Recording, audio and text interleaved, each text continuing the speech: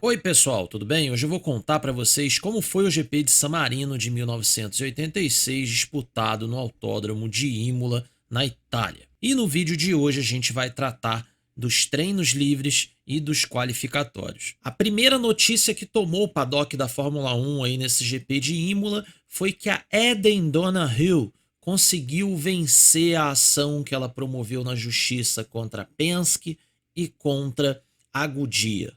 Vocês sabem, o Mark Donohue, né, faleceu no GP de Österreichring de 1975 durante um prático, né? Ele teve a explosão do pneu dianteiro esquerdo, não conseguiu fazer a curva, foi direto na contenção e teve depois, né, devido às lesões, enfim, ele teve uma hemorragia cerebral e veio a óbito. A esposa dele colocou a Goodyear na justiça por causa da explosão do pneu e o Team Penske. Conclusão dessa história é que 11 anos depois ela venceu essa ação na justiça e aí houve um acordo entre Penske, Goodyear e Eden Donahue. E aí dessa forma então ela recebeu 10 milhões de dólares em indenizações pela morte do marido. Outra notícia que explodiu no paddock da Fórmula 1 e que traz um gancho bom pra gente aí para falar de times que nunca correram foi que Cecilia Ekstrom foi vista em Imola conversando com Brian Hart. É isso mesmo. E todo mundo já sabia no mundo da Fórmula 1, não era nenhuma novidade, que a Cecilia planejava estrear na Fórmula 1. Cecilia Ekstrom, que era uma sponsor hunter na década de 70, né, o famoso scout de patrocínios, né? A Cecília trabalhou para Lotus, para Brabham, isso na década de 70, ela já era conhecida no meio da Fórmula 1, não era uma estranha não. Bom, pessoal, e no ano de 85, o time Ekstrom tinha corrido duas corridas de Fórmula 3000, cada uma com um chassi diferente, e nessa última prova que eles correram, o Eric Lang trouxe um dinheiro para o time, né? E com esse dinheiro eles compraram um chassi March. Porém, não deu muito certo ali a relação com o piloto, eles queriam simplesmente mandar o piloto embora porque eles já tinham o carro. Só que o Eric Lang entrou na justiça, conseguiu recuperar o carro porque o carro foi pago com o dinheiro dos patrocinadores dele. Então, ainda essa coisa toda se arrastou na justiça e mesmo assim eles queriam montar um time de Fórmula 1. O projeto do carro, esse que vocês estão vendo na tela, o GP86, ele passou na mão de muita gente até terminar na mão do Dave Kelly. Dave Kelly, que no fórum da Autosport Magazine diz que colocou a Cecília em contato com a Cosworth. E provavelmente aí, se tudo der certo, eles teriam motores Ford na temporada de 87. Outra questão é que o Dave Kelly diz aí que não foi pago pelo projeto do carro. E segundo o Unraced F1, né, a Cecília não pagou um monte de gente, né, porque ela não conseguiu os patrocínios, não conseguiu o dinheiro, assumiu riscos e, né, não teve jeito, né, contraiu uma dívida gigantesca e esse foi o fim do time Extra, um time que nem começou na Fórmula 1. Vamos começar finalmente aí a atividade de pista em Imola. O que aconteceu na sexta-feira foi que o bicho pegou entre os times de ponta e a Lotus, e vários deles ameaçaram abrir protestos contra a Lotus junto à FIA. O que aconteceu foi que no primeiro prático de sexta-feira, o Lotus 98T estava excessivamente baixo. Isso não tem problema nenhum dentro da regra de 1986. O problema dessa história era a direção das fagulhas que saíam pelo assoalho dos carros britânicos. O correto, segundo vários projetistas, era você ter o acúmulo de tudo aquilo e as faíscas saindo pela parte traseira do carro, como a gente vê em quase todos os Fórmula 1. Só que não era isso o que acontecia com a Lotus em Imola.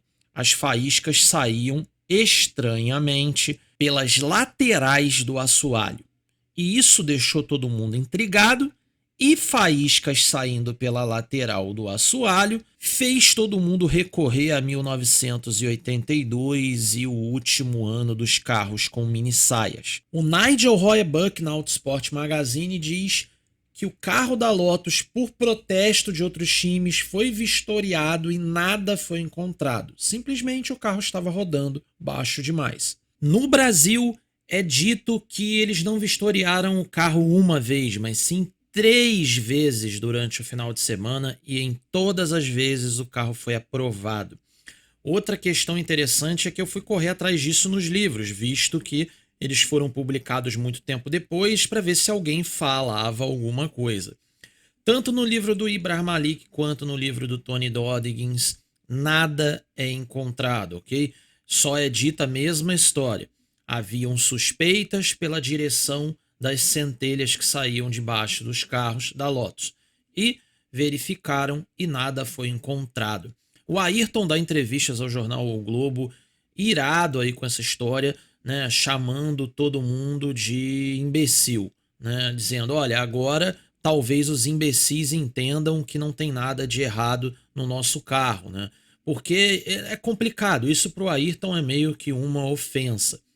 É dizer que a velocidade dele era ilegal e não pelo talento dele ali de estar colocando tempo nos outros carros, né? Só para vocês terem noção, a sessão que gerou essa confusão toda, que foi a de sexta-feira, ele coloca quase 9 décimos no segundo colocado. Por isso que todo mundo reclamava bastante. Outro ponto interessante são as inúmeras fotos de perfil do carro da Lotus. São os fotógrafos tentando pegar em algum momento, né, se há alguma coisa se mexendo embaixo do assoalho ou não, ou se há alguma coisa física embaixo do assoalho que tem de ser plano. E isso, infelizmente, foi recorrente em Imola com a Lotus. Um monte de fotografias dos Lotus nesse ângulo aí que vocês estão vendo na tela para tentar pegar alguma coisa no assoalho, e nem os fotógrafos acharam absolutamente nada. E vocês podem se perguntar aí, mas Felipe, então por que que as faíscas saem pelas laterais e não pela traseira, e quando que isso acontece? O que eu posso dizer para vocês é que os projetistas dos anos 80 trabalhavam com aerodinâmica, mas por coisas como essa eu começo a perceber que eles não dominavam a aerodinâmica completamente. O que acontece com esses Fórmula 1 de assoalho plano e com pouquíssimo selamento lateral de assoalho, que eram os carros dos anos 80, quando você chega à altura zero, né, e você começa a tocar a traseira do assoalho no asfalto, se o conjunto mecânico não se recuperar, até porque pela enorme carga que era gerada nas asas traseiras, o assoalho não gerava tanto downforce assim, e os conjuntos mecânicos traseiros daquela época eram muito mais macios do que os atuais. Para vocês terem noção, cerca aí de 800 newtons, mais ou menos, era uma carga aí padrão que a gente tinha nos Fórmula 1 dessa época. Então a gente está falando aí, né, de 160 quilos, somadas as duas molas. E diferentemente dos Fórmula 1 de hoje, que vocês veem eles estolando o assoalho e o assoalho se recupera, volta a ganhar downforce, estola de novo, se recupera, volta a ganhar downforce, estola de novo, ou porpoising, né? Nessa época, com os assoalhos planos e as suspensões extremamente macias como elas eram, você não consegue recuperar o assoalho, né? Ou seja, fazê-lo subir novamente. E aí o que acontece? Os fluidos não têm como seguir longitudinalmente pelo assoalho, eles vão sair pelas laterais. Por isso, nessa temporada mesmo aqui de 2022, vocês estão vendo diversos times abrindo literalmente buracos nas laterais do assoalho, que é justamente para facilitar com que os fluidos saiam, e aí dessa forma você diminui a criação dessa zona de alta pressão embaixo do assoalho, quando, né, você tem o descolamento de camada limite e, consequentemente, o stall do assoalho, né, pelo excesso de constricção. Você quebra o teorema de Bernoulli. Então, os fluidos vão tomar o caminho lateral, por isso os times estão abrindo literalmente buracos. Mas Felipe, por que que nos anos 80 você não precisava abrir um buraco na lateral do Fórmula 1? Primeiro que não tinha como, né? Como vocês sabem, a maioria dos Fórmula 1 dos anos 80 não usavam a área plana de lateral do assoalho. O segundo ponto é que hoje o selamento do assoalho, né, já há muito tempo, ele é muito bem feito. Você cria camadas de vórtices que criam saias naturais e que criam bolhas de baixa pressão nas laterais do assoalho. E aí, dessa forma, então, a alta pressão que está fora do assoalho, nas laterais dele, não consegue atingir o interior do assoalho, e o que está dentro do assoalho também não consegue sair do assoalho. Então, o assoalho é muito bem selado. E aí, os times de Fórmula 1 estão recorrendo a soluções arcaicas, que é literalmente abrir buracos no carro. Ou seja, não tem nada demais aí nessa Lotus. Simplesmente o que eles têm é um reiki invertido, ok? A traseira é mais baixa que a dianteira e em altas velocidades essa traseira vai descendo cada vez mais com a compressão da resultante aerodinâmica e chega uma hora que você encontra-se em altura zero. E aí, quando isso acontece, né, a pressão que é muito baixa embaixo do assoalho, né, ela cresce porque você não está conseguindo liberar os fluidos e eles saem pelas laterais, que são bem mal seladas. Não tem jeito, os projetistas não conseguiam selar as laterais sem uma barreira física, as famosas saias. E aí, né, quando eles veem as faíscas saindo pelas laterais, já pensaram lá em 82 e começou o chororô no paddock. Mas repito a vocês, o carro foi vistoriado 3 vezes, tá bom, pessoal? Sobre o tempo do Senna, o Piquet brinca aí, não falando nada dessa questão aí de bastidores, muito pelo contrário, o Piquet brincando aí, dizendo, olha, tá tudo bem, tá tudo certo, os tempos foram muito bons, mas esse menino insiste em ser mais rápido. Ele se refere aí ao Senna. E esses foram os tempos do primeiro dia, só Senna e Piquet no mesmo segundo, Rosberg tomando quase 2 segundos do Senna, por exemplo. As Ferraris melhoraram bastante, eram os carros mais velozes nas armadilhas de velocidade. A questão, né, que a Ferrari fez melhorias no motor, principalmente no sistema de combustível. A Ferrari ela tinha um sistema de bomba de combustível alimentado por correia e voltou a fazer um sistema, né, totalmente por engrenagem. E aí isso parece, né, ter feito algum efeito, né, porque a Ferrari estava tendo problemas na alimentação do motor. E essa é a única modificação reportada nos motores Ferrari. Fato é que, né, se por isso ou não, fato é que os motores melhoraram sim. Os carros estavam bem mais velozes. Isso gerou uma esperança boa no Alboreto no primeiro dia, né? Ele viu que a Ferrari escalou. É só a gente parar para pensar, né, que a gente está vendo a Ferrari figurando entre os 5 primeiros de novo. A gente já estava meio que se acostumando a ver a Ferrari de 10º para lá. E o Johansson reclamando aí que o carro era inconsistente e isso fazia com que ele não tivesse confiança. Ora o carro tinha muita aderência e ora o carro perdia aderência do nada, que isso aí estava afetando o desempenho dele. No sábado, tempo muito bom, porém nada melhorou, ok, pessoal? O Senna já tinha um tempo tão forte que aconteceu a mesma coisa lá do GP da Espanha. A pole foi conseguida na sexta. Todo mundo tentou no sábado, nem o próprio Senna bateu o próprio tempo. Na verdade, o Senna chegou perto.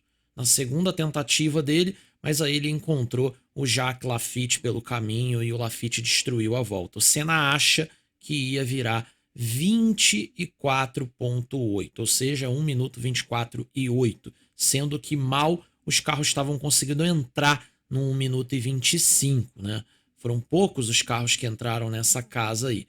E é aquilo, ia ser bastante impressionante, ia ter gente aí, né, top 5 tomando 4 segundos, ia ser bem assustador. Bom, a questão é que o Senna saiu satisfeito, ele, principalmente pela condição física dele, né, o Senna vinha com problemas físicos desde a Espanha, com fortes dores no ombro, nas costas, muita gente dizendo que era pelo fato do carro estar excessivamente baixo, e as pancadas do assoalho no chão estavam gerando esse problema físico nele. Não sei dizer. O Tony Dodgens diz isso no seu livro, ok? Que era por isso. o Senna foi buscar tratamento fisioterápico com Willie Dundee e a filha dele estava em Imola dando continuidade ao tratamento do Ayrton, e ele diz aos jornais que já melhorou bastante, que graças ao trabalho ali feito entre os dois GPs ele já estava bem melhor. Outra notícia interessante e mostra como os pilotos dos anos 80 não têm nenhum filtro, né? Eles são o que são. É que o Senna é perguntado sobre a nova gasolina que a Elf francesa trouxe aqui para Imola, e todo mundo esperando uma coisa técnica, enfim, alguma resposta e tal, e ele simplesmente pega e diz: olha, achei a mesma coisa, só é mais fedorenta que a anterior. Enfim, né, os pilotos extremamente sinceros nos anos 80, é filtro zero. Indo agora para o lado do Nelson, o Nelson melhorou 3 décimos da sexta para o sábado, super satisfeito, dizendo que pegou pista limpa, pista com boa condição, que fez o que deu, que foi o mais rápido possível, que não tinha como melhorar, que isso era o melhor que ele podia entregar. Satisfeito, dizendo que o Senna foi fantástico e dizendo que tanto faz o lado direito ou esquerdo da primeira fila, o mais importante era estar nela, e que isso não era muito importante a nível de corrida. A corrida não ia ser decidida na largada. Ia ter uma corrida muito longa ainda pela frente, a coisa ia ser bem mais complicada. Piquet preocupado porque o tempo fechou um pouquinho em Imola, né? No final da sessão de qualifying de sábado, o céu já estava bem nublado e ele com medo de chover no domingo. A única coisa que ele torcia é para que o tempo continuasse firme. Bom, pessoal, e esses foram os tempos finais aí do grid de largada. Eu vou deixar na tela um pouquinho aí para vocês e vou comentar aí algumas questões sobre esse qualifying. A primeira, muito impressionante, ok? A melhora da Minardi. A Minardi que recebeu novos motores Moderni, nova versão do motor Moderni, uma evolução. Melhorou muito, principalmente no carro do Alessandro Nannini. É impressionante o nível desse piloto. É o que eu falo às vezes aqui no grupo. O piloto, quando ele é bom, ele chega chegando. Não tem essa de adaptação, né? O Ivan Capelli, por exemplo, ele chega na Fórmula 1 e tem muita dificuldade, né? O Alessandro Nannini, ele já era para ter estreado na Minardi no primeiro ano da Minardi. Só que ele não conseguiu a superlicença.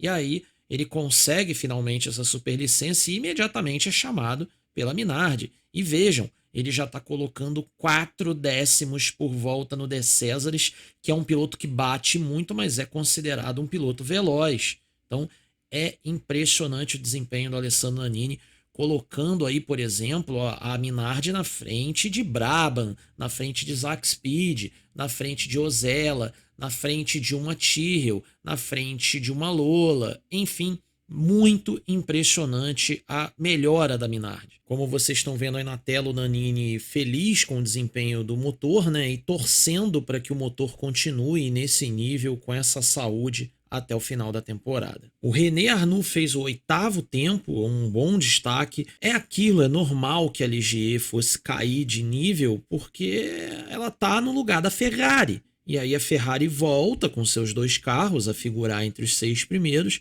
e isso, claro, derruba o Arnoux e derruba a Ligier. O Laffite, que foi muito mal, fez o 14º tempo.